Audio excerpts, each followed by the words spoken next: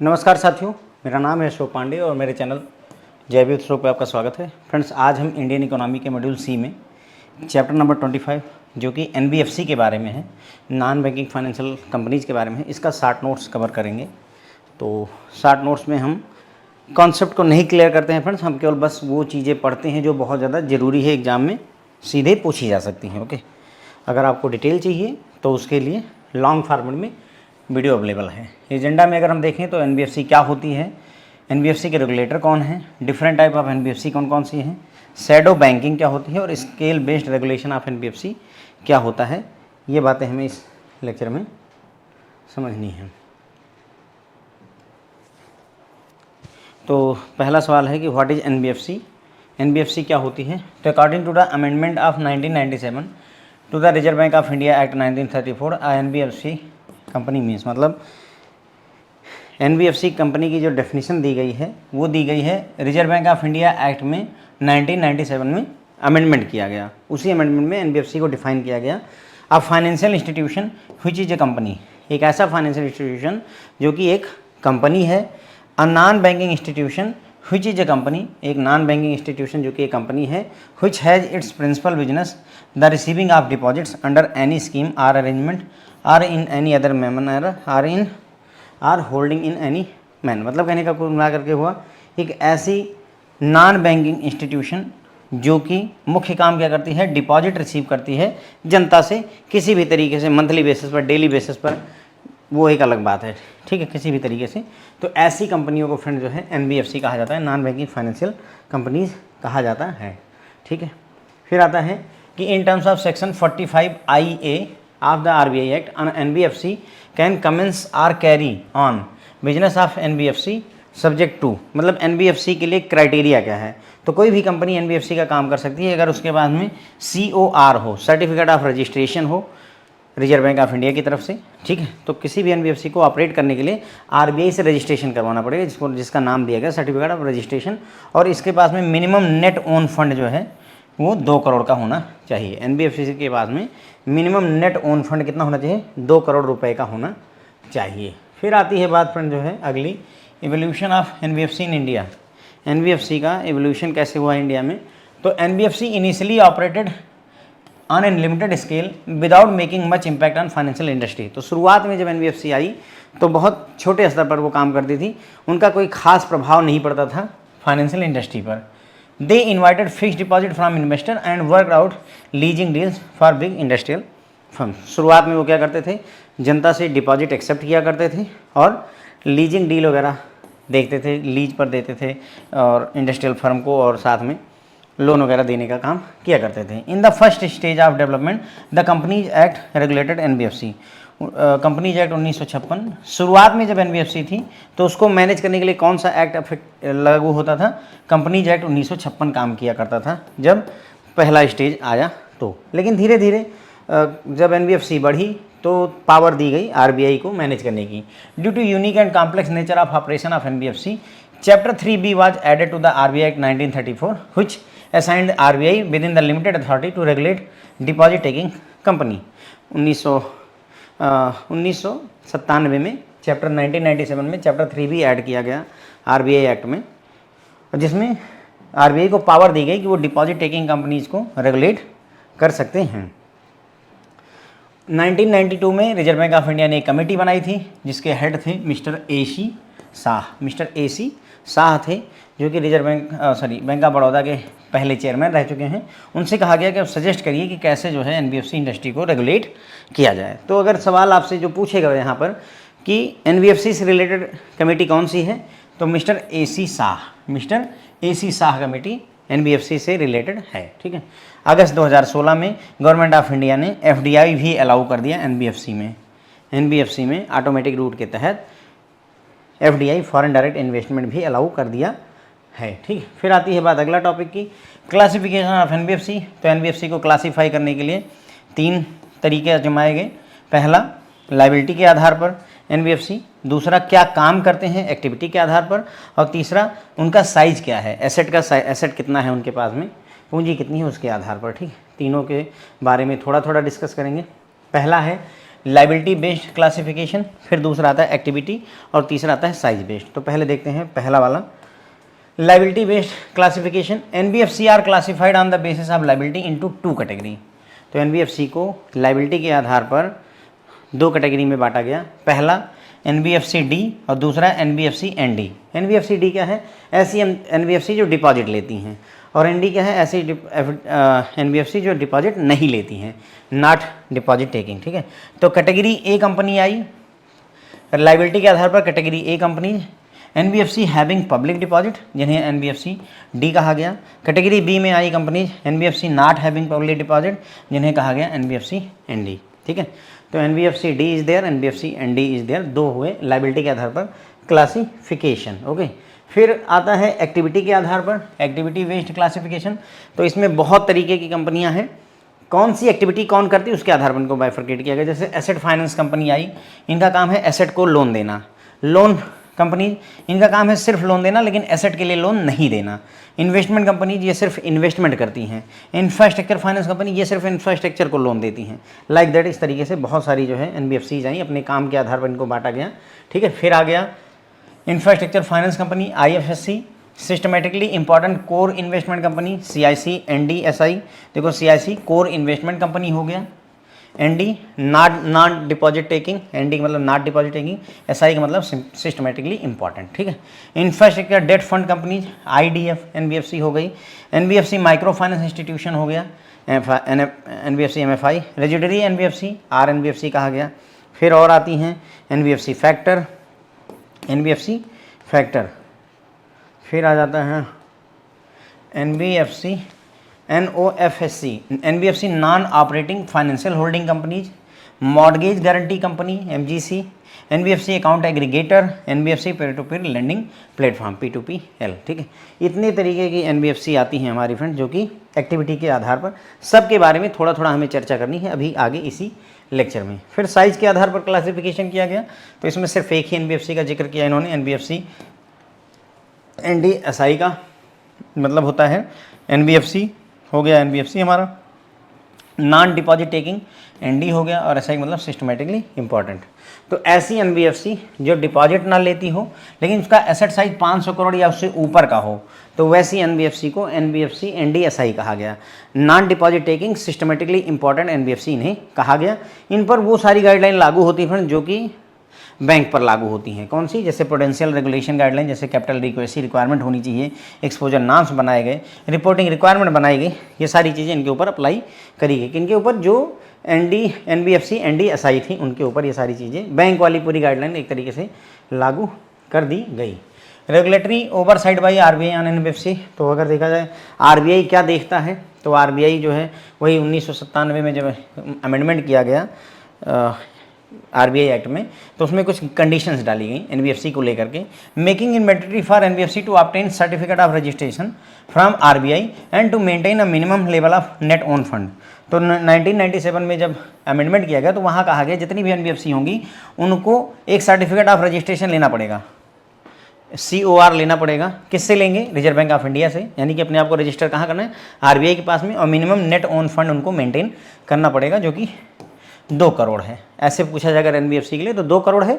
Specific NBFC पूछेंगे तो उसके लिए अलग हो जाता है, लेकिन इसके लिए फिलहाल जनरली एनबीएफसी के लिए 2 करोड़ रुपए का नेट ओन फंड होता है। Requiring deposit taking NBFC to maintain a certain percentage of asset in unencumbered approved security.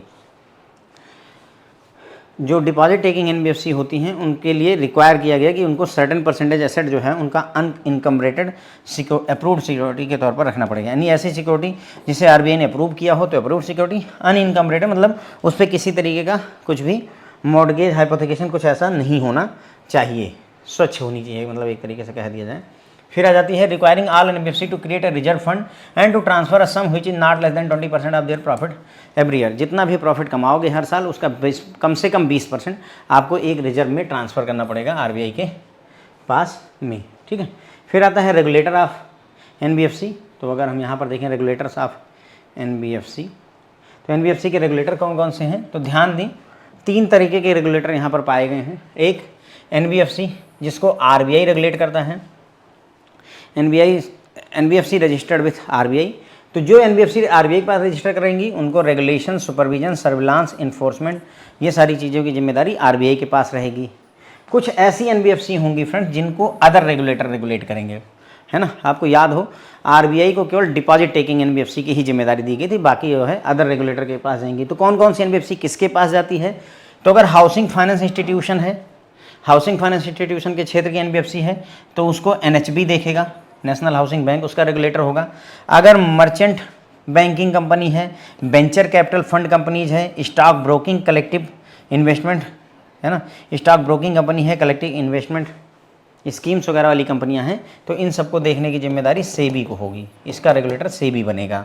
Nidhi companies हैं, म्यूचुअल बेनिफिट कंपनीज हैं, इनको मिनिस्ट्री ऑफ कॉर्पोरेट अफेयर द्वारा देखा जाएगा। एमसी मतलब मिनिस्ट्री ऑफ कॉर्पोरेट अफेयर द्वारा लुक इनटू किया जाएगा, ठीक है। उसके बाद अगर चिट फंड कंपनी है, चिट फंड का काम स्टेट गवर्नमेंट देखेगी, राज्य सरकार उसकी जिम्मेदार होगी।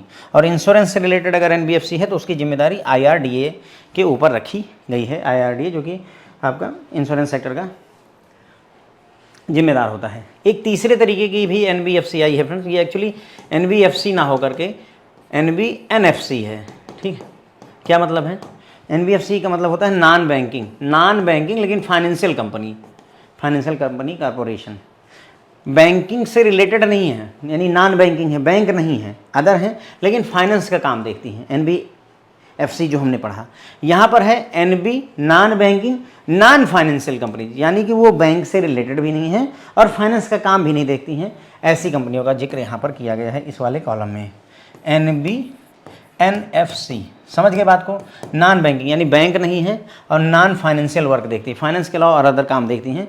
तो ऐसी कंपनी का रेगुलेशन की जिम्मेदारी एमसीए के ऊपर रखी गई, मिनिस्ट्री ऑफ कॉर्पोरेट अफेयर्स के साथ दी गई है, ठीक है। तो रेगुलेशन, सुपरविजन, सर्विलांस, है ना, अंडर कंपनीज एक्ट 1956 किया जाता है और इसका रेगुलेटर जो है मिनिस्ट्री ऑफ कॉर्पोरेट अफेयर्स को बनाया गया है। इन्फोर्समेंट एजेंसी स्टेट गवर्नमेंट होगी, स्टेट गवर्नमेंट को इन्फोर्समेंट एजेंसी बनाया गया। रेगुलेटर कौन है? Ministry of corporate affairs. Question क्या पूछ सकते हैं कि जैसे आपसे पूछा कि निधि कंपनी का, निधि एक एनबीएफसी है जो कि निधि कंपनी है, निधि का काम करती है, तो इसका रेगुलेटर कौन होगा? Sir ministry of corporate affairs.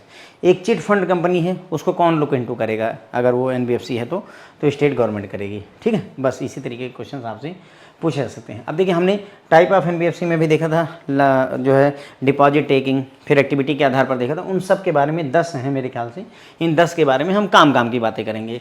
Types of NBFC में पहला आ जाता है डिपॉजिट टेकिंग एनबीएफसी। ऐसे एनबीएफसी जो डिपॉजिट लेती हैं, जो इंपॉर्टेंट फैक्टर है एनबीएफसी डी फॉर डिपॉजिट के लिए वो ये है कि एनबीएफसी अलाउ होती हैं एक्सेप्ट करना और रिन्यू करना पब्लिक डिपॉजिट को मिनिमम 12 महीने के लिए और मैक्सिमम 60 महीनों के लिए लिया सकता है। ये क्वेश्चन पूछे जाते हैं फ्रेंड, जो रेड है वो इंपॉर्टेंट है, ओके। तो एनबीएफसी जो होती हैं ये जनता से एफडी और आरडी ले सकती हैं, ध्यान देंगे, एफडी और आरडी ले सकती हैं। सेविंग अकाउंट, करंट अकाउंट ये अलाउ नहीं होता है, ठीक है। डिमांड वाले अलाउ नहीं होते हैं। तो एफडी आरडी लेनी है तो एफडी मिनिमम 12 महीने के लिए और मैक्सिमम 60 महीनों के लिए, 60 मंथ के लिए, यानी 5 साल के लिए एफडी करवाई जा सकती हैं। They can not accept deposit repayable on demand, यानी कि एनबीएफसी को मना किया जाता है कि डिपॉजिट जो कि डिमांड पर रीपेबल है वो एक्सेप्ट नहीं करना है, ठीक है। NBFC can not offer interest, एनबीएफसीओं को मना होता है कि एक हद से ज़्यादा इंटरेस्ट नहीं दिया सकता है।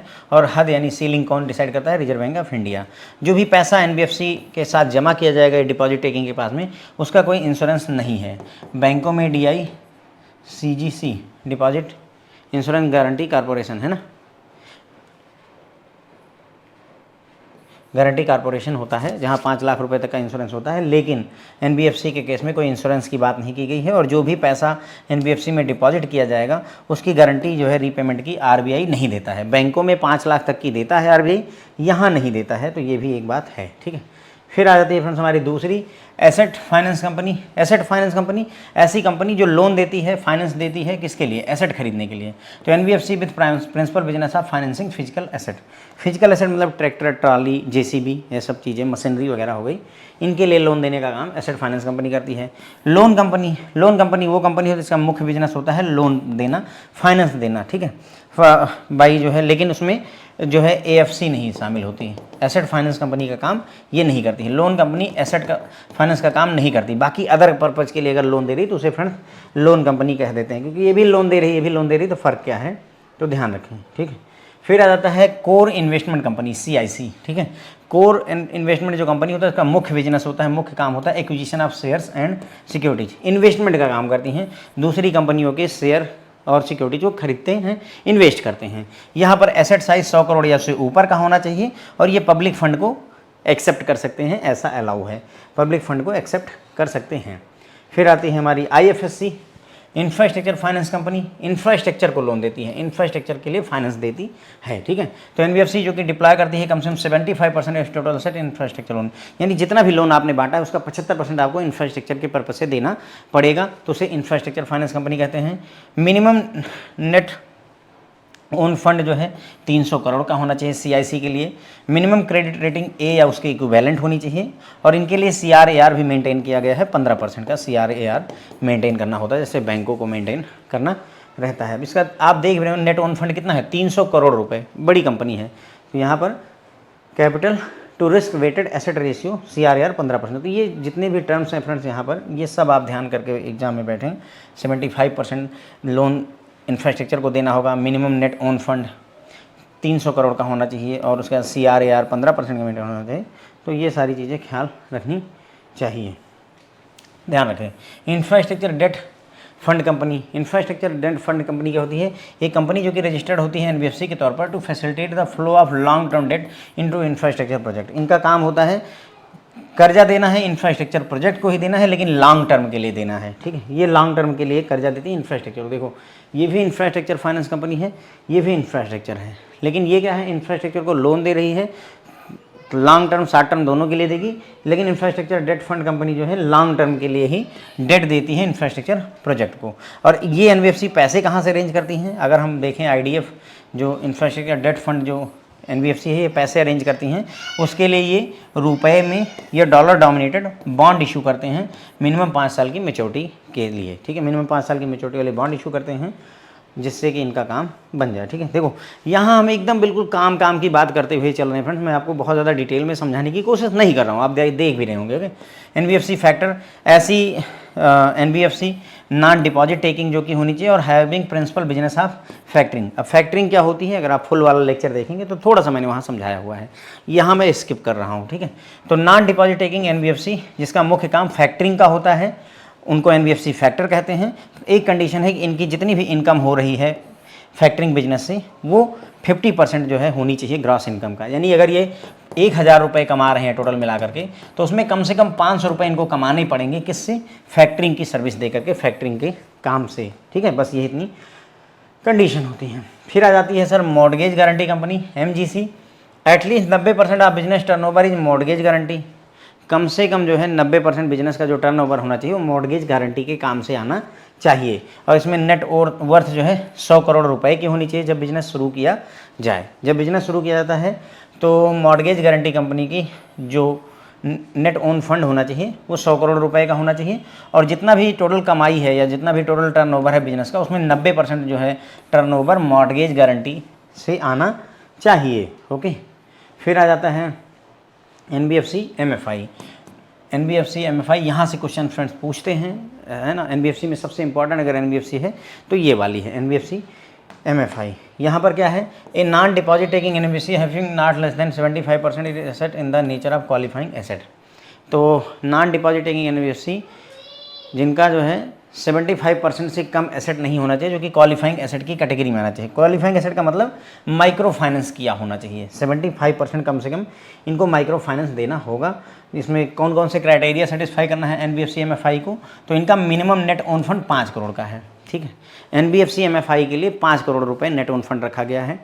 अब देखो जैसे मैंने कहा कि अगर NBFC सिर्फ पूछे नेट ओन फंड कितना होना चाहिए, सिर्फ NBFC लिख दे तो 2 करोड़ होना चाहिए, लेकिन अलग अलग तरीके के NBFC का आपने बीच बीच में देखा, अभी 300 करोड़ का भी जिक्र किया, 100 करोड़ का भी जिक्र किया, अब 5 करोड़ का कर रहे हैं। तो अगर स्पेशली पूछ रहा है कि NBFC MFI के लिए कितना है net own fund, sir it is 5 crore. और अगर ये NBFC MFI north eastern region में है, जो अपनी मेघालय मिजोरम वगैरह राज्य हैं, वहाँ पर अगर रजिस्टर्ड है तो वहाँ पर नेट ओन फंड 2 करोड़ रुपए का रखा जाता है, ठीक है।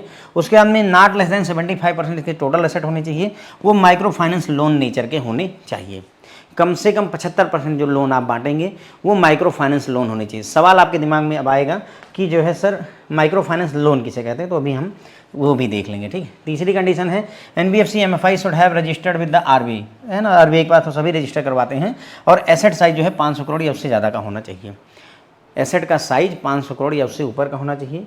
यहाँ नेट ओन फंड कहा गया है 5 करोड़ या उससे ऊपर, एसेट का साइज जो है सर 500 करोड़ या उससे ऊपर का होना चाहिए, ठीक है। सवाल यह है कि सर 75% जो है लोन जो बांटेंगे, ये क्वेश्चन पूछा जा चुका है फ्रेंड्स, ओके। 75% जो लोन है वो माइक्रो फाइनेंस नेचर का होना चाहिए। तो माइक्रो फाइनेंस लोन उसे कहते हैं ऐसा लोन जिस पर कोई कोलेटरल ना हो, कोई चीज़ बंधक ना रखी हो बैंक ने, और ऐसे व्यक्ति को दिया हो जिसकी सालाना इनकम, पूरे घर की सालाना इनकम 3 लाख रुपए से अधिक ना हो। अप टू 3 लाख अगर कमाता है पूरा परिवार मिल करके, उनको अगर कोलेटरल फ्री लोन जो भी दिया जाएगा 10 लाख का, 1 करोड़ का, 20 करोड़ का, उसे फ्रेंड्स माइक्रो फाइनेंस लोन कहेंगे। लोन कितने अमाउंट का है वो मुद्दा नहीं, कमाई कितनी है व्यक्ति की वो मुद्दा होता है, ये ध्यान रखेंगे, ठीक है। तो 3 लाख रुपए तक की अगर इनकम है पूरे घर की और बिना कुछ बंधक रखे आपने जो लोन दिया उसे माइक्रो फाइनेंस लोन कहेंगे। अब घर में क्या आता है, एक घर की इनकम का मतलब हुआ कि एक ऐसा परिवार जिसमें हस्बैंड हो, वाइफ हो और उसके अनमैरिड बच्चे हों, ठीक है। मतलब इनकम जोड़ते समय हम इन्हीं को जोड़ेंगे। अगर मान लो घर में 2 बच्चों की शादी हो गई तो उनको नहीं जोड़ेंगे, ऐसा नहीं कि उस परिवार को कंसिडर नहीं करेंगे, लेकिन उनको हम उनकी इनकम को नहीं लेंगे भाई कि तुम बाहर हो, केवल उनको जोड़ो। हस्बैंड कितना कमाता है, वाइफ कितनी कमाती है, और उनके ऐसे बच्चे जिनकी शादी नहीं, उनका कितना जोड़ना है, कितनी कमाई, उसको जोड़ करके अगर 3 लाख तक की सालाना इनकम है तो उनको जो भी कोलेटरल फ्री आप लोन देंगे सर उसे माइक्रो फाइनेंस लोन कहा जाता है। तो फ्रेंड्स जो भी यहाँ पर रेड है वो ध्यान रखें, एग्जाम में पूछा जा सकता है। फिर आ जाती है NOFSC, NBFC, non operative financial holding company. Non operative है यानी ऑपरेट नहीं करती, फाइनेंशियल होल्डिंग यानी फाइनेंस को होल्ड करके रखती है। ये ऐसी कंपनी होती है जो खुद कुछ नहीं करती है, बैंक वगैरह जो हो गए, बड़े बड़े संस्थान हो गए, उनके कैपिटल को, पूंजी को होल्ड करके रखती है, बस यही इतना होता है, ठीक है। NOFSC are financial institution through which promoter group are permitted to set up a new bank. तो अगर नया बैंक सेटअप करना है तो उसके लिए पैसे कहाँ होल्ड करने हैं, NOFSC में, non operative financial holding company के पास में अपना फाइनेंस होल्ड करवा सकते हैं, ठीक है। फिर आ जाता है सर शैडो बैंकिंग। तो what is shadow banking in India. तो सर शैडो बैंकिंग क्या होती है, मतलब ऐसे समझ लीजिए बैंकिंग की छाया, सरल भाषा में बैंक हैं हमारे पास और उन्हीं की छाया बनते हैं NBFC। सिंपल, NBFC क्या है, शैडो बैंकिंग ही है, बस इतना ही। जो बैंक जैसा काम करें, बैंक ना हो लेकिन बैंक जैसा ही काम करें तो उसे फ्रेंड्स शैडो बैंकिंग कह देते हैं, ठीक है। तो फाइनेंशियल स्टेबिलिटी बोर्ड ने डिफाइन किया है shadow banking, credit intermediation involving entities and activities fully और partially outside the regular banking system. Regular banking system के बाहर ऐसी एंटिटीज होती हैं, ऐसी एक्टिविटीज होती हैं जो कि बैंकिंग को ही एकदम कॉपी करते हैं। क्रेडिट इंटरमीडिएशन का काम करती है, लोन देती हैं, हर काम, डिपॉजिट लेती हैं, तो बैंक जैसा ही काम करती हैं लेकिन रेगुलर बैंकिंग सिस्टम के बाहर होती हैं।